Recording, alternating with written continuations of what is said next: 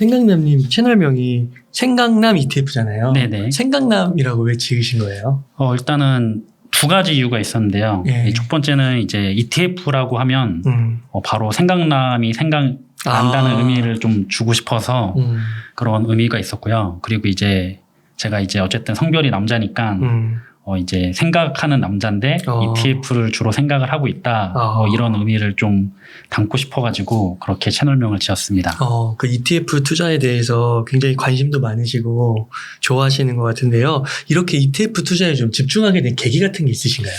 일단 좀 여러 가지가 있는데요. 첫 번째는 처음에 저도 이렇게 그 개별 주식으로 투자를 시작을 했었거든요. 그래서 일단 ETF 그런 개념도 없었을 때고 이런 투자에 대해서도 별로 좋게 생각하지 않았을 때여가지고 이제 개별 주식인데 안정적으로 또 우량주만 생각하는 그런 투자를 하다가 이제 어느 순간에 이제 ETF라는 걸 접하게 되고 이제 S&P 500이나 나스닥 100 뭐 이런 근데 ETF 장점을 많이 보게 됐습니다. 이제 그때 이제 개별 주식이 갖고 있는 그런 리스크를 피하고 싶어서 이제 ETF도 물론 단점이 있는데 장점에 좀 더 집중을 하다 보니까 개별 이제 투자자들은 개인 투자자들은 이제 개별 주식보다는 ETF로 투자를 하는 게 좀 안정적이고 성과가 좀 좋게 가져갈 수 있는 방법이 되지 않나 그렇게 생각을 해서 ETF에 좀 집중을 하게 된 것도 있고요.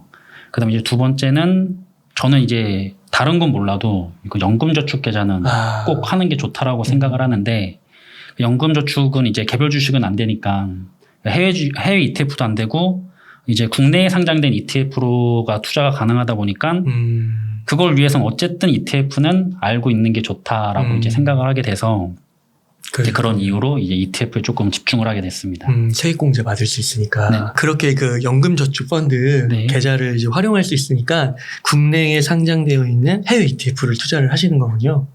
국내 ETF로 투자해도 되고요. 이제 해외 ETF도 할 수 있는데 주로 투자자들도 그렇고 저도 그렇고 이제 국내보다는 아무래도 미국 ETF를 좀 선호한 편인 것 같습니다. 아까 ETF 투자에 약간 단점이 있다고 하셨잖아요. 네. 그 단점이 있어요?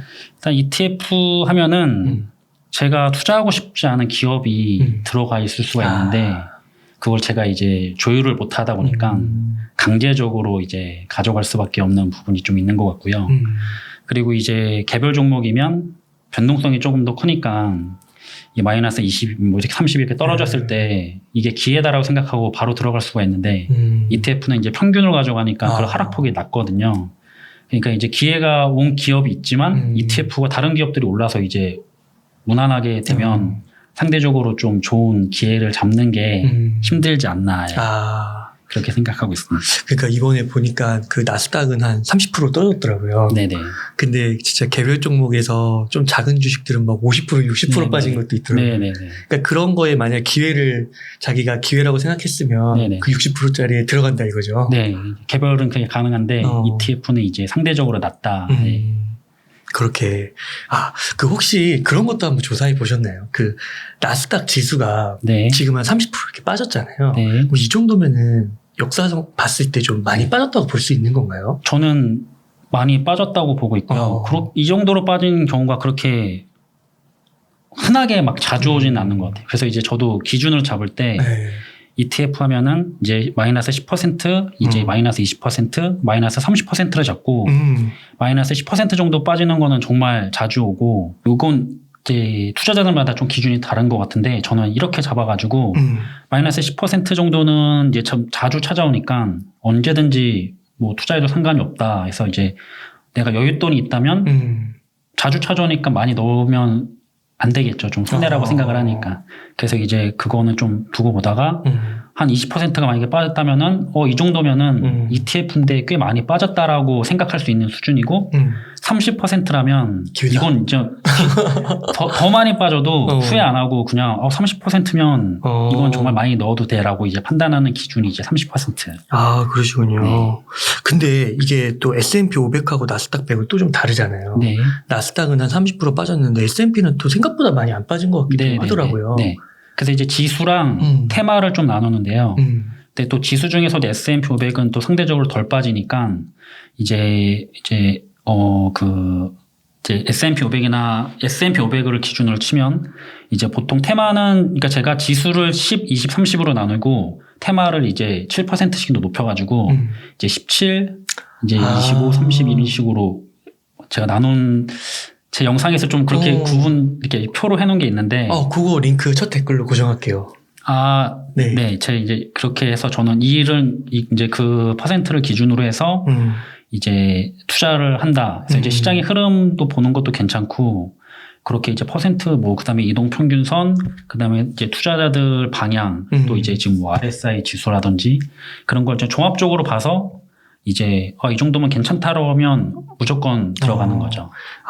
그러면은 아까 용어를 어떻게 쓰셨죠? S&P는 시장이고 지수가 이제 S&P랑 나스닥인데 이제 상대적으로 이제 나스닥도 S&P 500보다는 많이 빠지니까 좀 크게 잡는 편이죠. 그래서 이제 S&P 500이 10%, 20%, 30%라면 이제 뭐 테마는 제가 아마 15, 22, 30 이런 식으로 잡았던 것 같아요. 그럼 나스닥 100도 약간 테마에 더 가깝다고 봐도 될까요? 저는 지금은 기준을 그렇게 많이 잡고 있습니다. 그러니까 이게 S&P 500이랑 나스닥이랑 10% 이상 차이 나는 것 같더라고요. 네네. 이번에 뭐 S&P는 사실 S&P 500만 보면 저는 이제 개인적으로 크게 떨어졌다고 막 생각하지 않았었거든요. 근데 이제 주요 테마들이 이제 막 20%, 30%, 뭐 40% 이렇게 떨어지니까 문제가 됐겠지만 이제 S&P 500만으로 보면 당장에 이제 코로나19 때 30% 정도 빠졌는데 이번에 한 15%, 20% 빠졌다 할 때 이게 많이 빠졌다고 할 수 있나? 이거는 많이 빠진 것 치고는 아닌 것 같은데 근데 투자자분들은 대부분 이제 테마 쪽에 많이 투자하시는 분들이 이제 상대적으로 어쨌든 자기가 투자하는 부분은 뭐 30, 40 이렇게 빠진 것들이 많기 때문에 이제 힘들다. 너무 맞아요. 쉽게 안 봤으면 좋겠다. 이제 이런 대답을 많이 해주시는 것 같고요. 정말 그 필라델피아 반도체랑 차이나 전기차 그런 거 진짜 많이 빠졌더라고요. 네, 이제 뭐 반도체도 많이 빠졌고 이제 2차 전지도 많이 빠졌는데 맞아요. 이제 특히 중국이 많이 빠진 거고요. 글로벌 2차 전지는 그래도 조금 상황이 나은 상황이고. 네. 그리고 이제 뭐 지금 뭐 미국 테크도 많이 빠진 것 같고요. 팡플러스도 제가 마지막으로 체크했을 때는 마이너스 30 넘어갔던 것 같거든요. 그래서 지금 상당히 우량주 테크도 많이 빠진 상태다. 네. 그러면은 생강남님이 보실 때는 이게 어떻게 좀 약간의 기회라고 현금이 좀 있다면 들어갈 만한 찬스라고 보시는 건가요? 저는 지금 그렇게 보고 있고요. 그러세요. 근데 지금 제가 아까 전에 테마는 마이너스 30을 최상으로 친다고 했잖아요. 근데 이제 테크랑 팡은 30이 떨어졌지만 테크는 아직 25% 정도까지도 떨어졌다고 지금 보고 있거든요. 테크라면 뭐죠? 미국 테크 탑10. 탑10. 네네. 하고 이제 반도체도 마이너스 20에서 25% 지금 많이 왔다 갔다 하고 있는 것 같은데 이게 국내 이제 제가 볼 때는 이게 환 노출형 상품이라서 이제 환율이 이제 올해 초부터 지금까지 한 6%대가 올랐거든요. 그래서 이제 그것까지 감안해서 더 빠졌다라고 보면서 이제 체크를 하는 거죠. 그래서 저는 반도체하고 테크가 이 정도 빠진 거는 자주 오는 기회는 아닌 것 같다 하고 이제 저는 되게 좋게 보고 있는데 또 이제 투자자분들은 더 빠질 것 같은 분들은 좀 더 지켜보시는 것 같더라고요. 근데 이제 제 기준에서는 이 정도 빠졌으면 여기서 더 빠지든 안 빠지든 충분히 매력적이다. 이제 이렇게 보고 있는 거죠.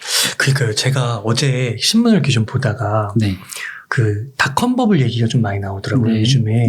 근데 닷컴 버블 때를 한번 이렇게 저도 직접 경험을 안 해봤으니까 이렇게 자료들을 살펴보니까 진짜 고점 대비해서 지수가 한 80% 빠졌다고 그러더라고요. 근데 지금 나스닥 100으로 따지면 30% 빠진 거잖아요. 그러면은 이게 사실 50% 갭이니까 덜 빠진 거잖아요, 지금. 그러니까 이렇게 막 닷컴 버블만큼은 빠지지 않았는데 이걸 많이 빠졌다고 얘기할 수 있을까? 이제 닷컴 버블 같은 경우에는 많이 빠진 것 중에서도 특별하게 많이 빠졌을 때 이제 뭐 한 10년에 20년에 한 번씩 오는 큰 정말 대폭락장인 것 같고 그다음에 이제 마이너스 30%가 제가 통계로 봤었을 때 그렇게 많지는 않았거든요. 한 5, 6번 정도였던 것 같은데 이제 그래서 이 정도는 많이 빠졌다라고 보고 그다음에 이제 닷컴 버블만큼 이제 그러니까 지금 이제 사람들까지 논쟁이 저는 이 정도 빠졌으면 많이 빠졌다라고 이제 바닥이다라고 보는 입장이고 다른 분들은 충분히 더 빠질 수 있다. 그러니까 지금은 타이밍이 아니다라고 이제 하는 거죠. 이제 그런 부분이 있는 것 같습니다. 요즘에 너무 이제 중국이랑 러시아 때문에 시장이 많이 예상치 못하게 안 좋아가지고 그게 없었으면 정말 저는 베스트한 상황이라고 생각하는데 그 두 개 때문에 이제 더 충분히 더 빠질 수도 있겠구나라고도 이제 생각은 하고 있는 거죠, 염두는. 아, 그러시군요. 그러면 생강남님은 평소에 이제 그렇게 10%, 20%, 30% 같은 좀 기준을 만들어 놓고 네. 현금을 이렇게 투자를 하시잖아요. 네. 분할 매수법 좀 알려주세요.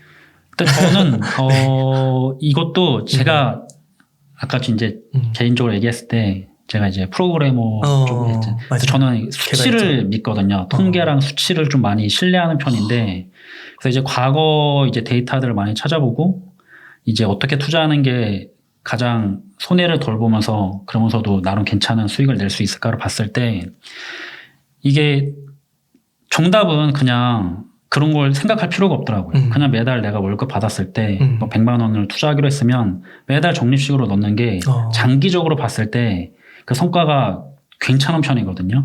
그래서 이게 자료를 보면은 2000년부터 2010년까지 S&P 500이 횡보를 했어요. 이제 구간을 못 벗어나고 그때 적립식 투자 매달 이제 원금을 가지고 매달 이제 한 달마다 투자하는 입장과 마이너스 10% 빠졌을 때, 이게 20% 빠졌을 때, 30% 빠졌을 때마다 투자를 했다라고 가정을 해가지고 어떤 게 수익이 좋았냐, 이걸 한 실험 이제 그 시뮬레이션 결과가 있는데 거기에서 이제 적립식으로 한 게 두 번째로 수익이 좋았던 거죠. 그리고 이제 그건 이제 2000년부터 2010년까지고 반대로 이제 2011년부터 2020년까지는 이제 미국이 우상향을 했거든요. 그랬을 때도 똑같이 적립식이랑 마이너스 10, 20, 30을 놓고 봤을 때 가장 좋은 성과를 낸 투자가 적립식으로 투자한 게 1등이었어요. 네. 그래서 이제 그런 통계를 보고 이제 물론 투자자들이 더 나은 이제 수익과 이제 뭔가 자기가 이제 공부한 것도 있고 더 잘해보고 싶은 욕망이 있잖아요. 그렇구나.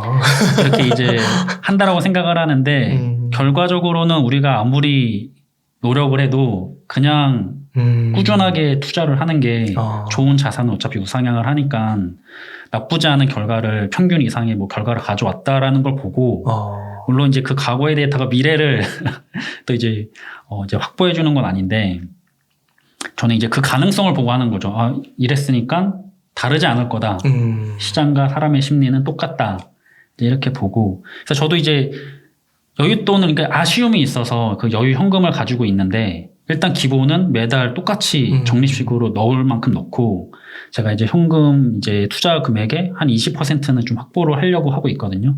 그 20%에 대해서만 떨어졌을 때 현금이 없으면 아쉬우니까 그 이제 아쉬움을 달래는 용으로 활용하기 위해서 이제 갖고 이제 이렇게 떨어질 때마다 이제 제 기준에 맞게 조금씩 담는 걸로 하는데 근데 이렇게 해도 장기적으로 보면 매달 그냥 넣는 사람이 마음 편하게 투자를 하면서 성과도 좋았었다. 이거는 이제 저는 이제 투자자분들한테 좀 말씀을 드리고 싶고. 그렇군요. 야, 그러니까 10%, 20%, 30% 저점을 계속 찾으려고 하고 가늠하려고 하고 그렇게 노력하면서 투자를 하는 것도 물론 수익률을 뭐 조금의 플러스 알파를 얻을 수도 있겠지만 그 에너지를 쓰는 차라리 그냥 기계적으로 하면서 편하게 해도 충분히 만족할 만한 수익률을 거둘 수 있다. 네, 저는 그렇게 생각하고 있습니다. 그러시군요. 그러면은 생강남님께서는 그 ETF 종류가 되게 많잖아요. 네. 좀 어떤 ETF에 투자를 하고 계세요?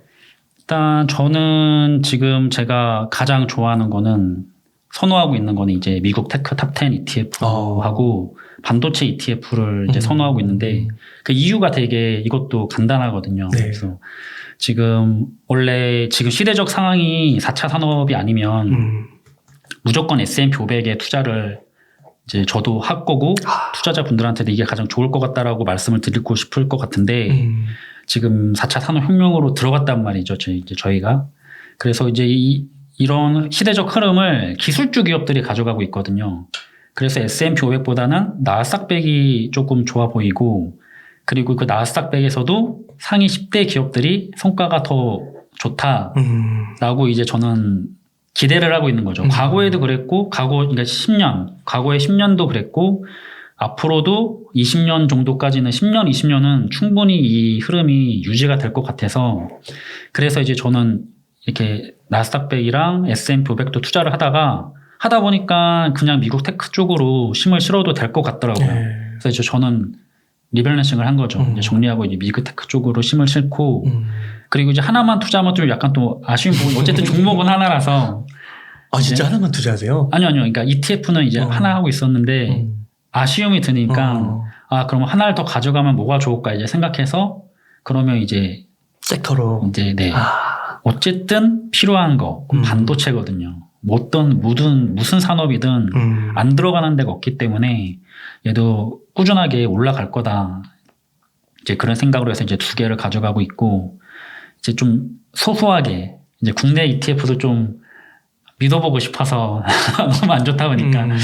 근데 국내는 정말 투자할 게 마땅히 없었는데 이번에 그 KD30, ESG30이라는 이제 국내의 상황에 맞게 우량주에만 투자하는 게 아니라 좋은 기업들 이제 좀 그런 ESG 경영이 가미된 ETF 나왔거든요. 그래서 취지도 좋고 한번 기대를 해보고 싶더라고요. 그래서 거기도 조금 돈을 넣어서 가져가 보고 있습니다. 아, 그러면은 개별 종목은 투자를 안 하시나요? 개별 종목도 하죠. 좀 이제 했는데 처음에는 개별 종목을 해서 많이 자금이 개별 종목 쪽에 사실 지금 치우쳐져 있거든요. 그래서 저는 이제 삼성전자랑 테슬라랑 카카오 이렇게 3개를 가지고 있거든요. 근데 이제 다 취지는 똑같은 것 같아요. 절대적으로 망하지 않을 것 같은 기업이죠. 이제 기대도 되고, 그리고 이제 또 제가 좋아하기도 하고, 마음이 가는 기업들, 그렇게 해서 이제 넣고 있습니다. 그러니까 그 탑10하고 나스닥 100하고 그 비교를, 그 수치상으로만 네. 비교를 해봤을 때, 진짜 그 나스닥 100하고 탑10은 그렇게 큰 차이가 안 나더라고요. 정말 글로벌 그 상위 10개 기업 네. 탑10이 돈을 진짜 잘 버나 봐요. 네네네. 그러니까 이번에 주가 하락도 보면은 나스닥 100하고 큰 차이가 안 나고 네네. 비슷하게. 네, 비슷하게 빠지더라고요. 또 원래는 빠질 때 좀 더 빠져야 되고, 올라갈 때 많이 올라가야 되는데, 이번에는 거의 굉장히 네. 비슷하게 가더라고요. 그래서 그게 약간 좀 의외이긴 했는데, 어쨌든 제가 10년을 봤었을 때 S&P 500이랑 나스닥 100이랑 그다음에 지금 테크랑 팡플러스에 편입되어 있던 종목들의 이제 10년을 성과를 추적한 게 있거든요. 그걸 하니까 이제 10년 동안에 결국에는 빠질 때 많이 빠지고 올라갈 때 많이 올라가면서도 더 높게 올라가 있는 건 상위 10개 기업이더라고요. 그래서 이제 변동성이 좀 더 큰 게 문제인데 그 변동성을 자기가 잘 이겨낼 수만 있다면 저는 그 최상위 기업들한테 좀 집중 투자하는 게 낫지 않나라는 생각을 좀 가지고 있습니다. 아, 맞아요. 정말 진짜 기술, 앞으로 4차 산업혁명 시대에 진짜 기술이 정말 중요한 것 같고, 그리고 실제로 2010년부터 봐도 S&P를 압도하지 않나요? QQQ, 나스닥 100이. 제가 정확한지 지금 기억 안 나는데 S&P 500이 10년 동안 연평균으로 따졌을 때 한 16 정도 됐던 것 같고요. 그다음에 나스닥이 22% 정도 됐던 것 같고, 이제 상위 기업들이 35% 이상이었던 것 같아요. 진짜요? 네. 어마어마하구나. 제가 그 정리한 항상 그 표들이 있는데 거기에 나와 있거든요. 그래서 결국엔 그리고 이제 S&P 500이나 나스닥도 결국에 상위에 포진되어 있는 기업들은 테크 그 상위 기업들이거든요. 이제 그 기업들이 많이 배분이 되어 있고 그 기업들로 인해서 주가가 움직일 거라 생각을 하니까 이제 흐름은 위아래 방향이 좀 더 폭이 넓을 뿐이지 이제 상위 기업들이 좋을 것 같다 이렇게 생각을 하고 있습니다. 아, 네. 그 아까 삼성전자, 카카오, 테슬라 들고 계시다고 했잖아요. 네. 이거 어떻게 좀 요즘 수익률 괜찮으세요? 저는 삼성전자가 지금 1년 반 아마 행보했을 건데 우양 밑으로 갔을 건데 저는 그 이전에 너무 많이 올라가서 그래요? 아직 플러스를 유지하고 있거든요. 야. 근데 이제 생각 밖으로 많이 행보의 기간이 길어졌다라고 생각을 하고 있긴 했는데 저는 아직도 좋아하거든요. 왜냐면 실적이 잘 나오니까 일을 잘하고 있으니까 지금 주가는 저도 투자한 지 얼마 안 되긴 했지만 그런 이제 그렇게 말씀해 주시는 많은 전문 투자자분들 있잖아요. 저도 약간 많이 따라가는 편이거든요. 지금 주가를 보지 않고 미래를 본다 이렇게 해가지고 가고 있고 테슬라는 제가 PER이 1000이 넘을 때 들어갔었거든요. 그때 되게 부담스럽긴 했는데 말 그대로 테슬라도 굉장히 100이 아니고 1000이요? 네, 그때 1000이 넘었을 때가 있었어요. 2020년 후반해서 그때 떨어지기 전에 1000 찍고 지금 이거 보니까 포워드 P가 한 50 나오는 것 같던데. 120일 거예요. 제가 최근에 포드피가? 포드 피가 그 PR. 내년 PR. 제가 그건 뭐 지금 PR이 지금은 한 100 정도고 120 정도 나오더라고요. 그래서 지금 많이 떨어지긴 했지만 그래서 이제 그때 부담스러워서 어떻게 할까 생각을 했는데 와, 천에 들어가셨어요? 네. 아니 그때 좋을 때 들어가지 않았어요. 저도 들어가고 한 마이너스 30, 40 정도 찍었던 것 같거든요. 근데 이제 반년 동안 저도 이제 기간을 충분하게 좀 둔다고 생각을 하고 최대한 좀 길게 가져가면서 떨어질 때마다 계속 담았는데도 이제 마이너스 30 그렇게 찍었던 거죠. 근데 또 올라갈 때 많이 올라가지 거의 레버리지처럼 움직이거든요. 그래서 이게 쉽지 않은 종목인데 근데 이제 저도 지금 당장 1, 2년 보고 한 게 아니라 이 테슬라가 한 10년은 계속해서 앞서갈 것 같다. 적어도 10년 뒤는 모르겠지만 그래서 테슬라도 말 그대로 미래를 보고 가져가는 거고 카카오는 요즘에 좀 생각이 많습니다. 이게 제가 되게 굉장히 카카오 기업을 좋아해서 이제 샀던 건데 좋아하기도 하고 우리나라에서 삼성전자 말고 투자할 만한 기업으로 저는 이제 네이버랑 카카오를 생각하고 있었는데 카카오가 최근에 문제가 좀 경영진에서 있었잖아요. 그러니까 그게 큰 문제라고 생각을 했거든요. 믿음의 문제인데 기업이 투자자한테 신뢰를 그렇죠. 저버리는 바람에 이거를 계속 들고 가는 게 좋을까 아니면 한 번 더 기회를 줘야 되나. 근데 아직까지는 들고 있습니다. 그렇게 해서 삼성전자, 카카오, 테슬라를 개별 종목으로 갖고 계시고 그러신 거군요. 네네. 그러면은요, 궁금한 게 ETF 투자하시는 거는 거의 파시지는 않는 건가요? 계속 모아가시면 하는 건가요? 네, 저는 개별도 그렇고요. ETF도 그렇고. 그러니까 내가 돈이 그러니까 당장에 급한 돈이 필요한 건 애초에 투자도 안 했을 거고 그런 돈을 투자도 해서도 안 되고 생각하고 이게 계속 모아간다는 개념으로 저도 보고 있거든요. 자산을 계속해서. 그래서 이제 지금 뭐 수익률이 얼마다 그런 거보다는 내가 이제 모으다 보니까 뭐 100주를 모았다. 뭐 500주가 됐고 지금 1000주가 넘어갔네. 이런 식으로 접근을 하고 있어서 내가 나중에 이제 저희가 이제 은퇴를 하면 어쨌든 들어오는 돈이 없으니까 그렇죠. 용돈으로 써야 될 돈이 있잖아요. 그럴 때 필요할 때 그럴 때마다 이제 팔아서 이제 쓰려고 자산을 모은다고 생각을 해서 팔아지 않아도 되는 그러니까 종목들을 투자를 하는 거죠. 이제 지금 개별도 그렇고 ETF도 제가 이제 특정 테마보다는 반드시 꾸준히 올라갈 거다라고 이제 생각하는 분야들에 투자를 하는 이유도 이제 그렇거든요. 근데 이제 다른 분들은 산업에 이제 시작과 끝이 있는 산업들이 있으니까 또 새로운 이제 5$ 치고 끝나고 이제 져버리면 그럴 때는 이제 팔 생각을 그런 투자자분들은 좀 하시는 게 좋지 않나. 근데 이것도 지금은 아니고 한 10년은 어떤 산업이든 마음 편히 투자를 해도 계속 올라갈 성장의 시기라고 보고 있고 그 이후에는 산업에 좀 방향을 봐야 된다. 테마는. 네. 근데 이제 지수나 테크나 반도체는 그렇지 않다. 모아간다. 네. 계속 사도 된다. 이렇게 가고 있습니다. 그 나스닥 100이 지금 한 고점 대비 30% 빠졌잖아요. 네. 그럼 요런 30% 좀 아쉽지 않으세요? 지금 샀을 때요? 그러니까 그 고점에 팔았으면 네네네. 30% 지금 싸게 살 수 있잖아요. 이제 사람들이 많이 이렇게 말하죠. 주변에서도 그래요. 높을 때 사서 저점에서 팔고 다시 저점에서 들어가서 높을 때 팔고 하면 된다라고 하는데 이번에 마이너스 10, 20, 30 어디까지 빠질지 모르고 그리고 사실 저는 지금이 빠진 거지 작년에도 언제 이게 좀 하락장이 와도 이상하지 않을 정도로 가열됐다라고 봤었거든요. 계속 올랐죠. 네네. 그래서 오히려 저는 떨어질 때는 안 무서운데 그렇게 많이 올라가면 더 무섭더라고요. 이게 고점에서 진짜 말 그대로 물릴까봐. 그런데 이제 그때는 제가 이제 이런 의견을 내면 많이 혼났죠. 이제 계속 올라가는데 무슨 말이냐. 계속 사야 된다 했는데 결국에는 지금 거의 뭐 1년치, 뭐 많게는 2년치 전으로 막 돌아가기도 했잖아요. 그래서 문제는 언제 떨어질지 모르고 어디까지 올라갈지도 우리는 알 수가 없다. 그래서 이제 고점에 물린 건 당연히 아깝죠. 내가 그때 안 사고 지금 샀으면 20%, 30% 이익인데 근데 이것도 10년 뒤, 20년 뒤에 보면 의미가 없다는 거죠. 제가 15,000원짜리가 뭐 20만 원이 되나 2만 원짜리가 20만 원이 되나 그렇죠. 지금 살 수 있어서 행복했다라고 이제 생각을 할 거라고 생각하기 때문에 맞아요. 네. 굉장히 거기에 신경을 쓰면 이제 스트레스 받고 좋은 투자를 못 하게 되는 것 같아요. 그러니까 그렇게 이제 뭐 S&P 500이나 나스닥이나 반도체나 이렇게 계속 모아가신다고 했잖아요. 네. 근데 이런 거는 진짜 ETF는 상장 폐지 같은 게 없는 거예요.